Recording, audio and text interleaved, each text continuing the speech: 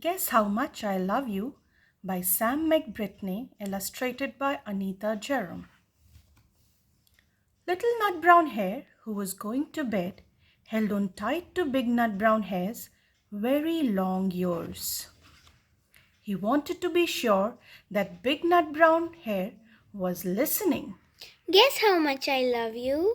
He said, "Oh, I don't think I could guess that," said Big Nut Brown Hare. This much. Said Little Nut Brown Hare, stretching out his arms as wide as they could go. Big Nut Brown Hare had even longer arms. "But I love you this much," he said.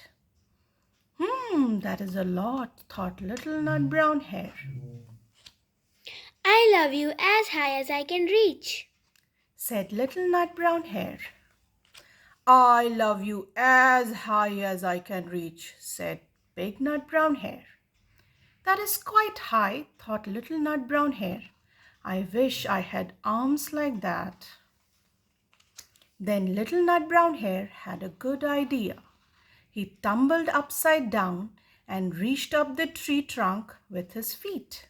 I love you all the way up to my toes, He said, "And I love you all the way up to your toes," said Big Nut Brown Hare, swinging him up over his head. I love you as high as I can hop, Laughed Little Nut Brown Hare, bouncing up and down. "But I love you as high as I can hop," smiled Big Nut Brown Hare, and he hopped so high that his ears touched the branches above. "That's good hopping," thought Little Nut Brown Hare. "I wish I could hop like that." I love you all the way down the lanes as far as the river, Cried Little Nut Brown Hare.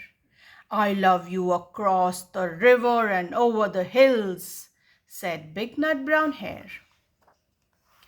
"That's very far," thought Little Nut Brown Hare. He was almost too sleepy to think any more.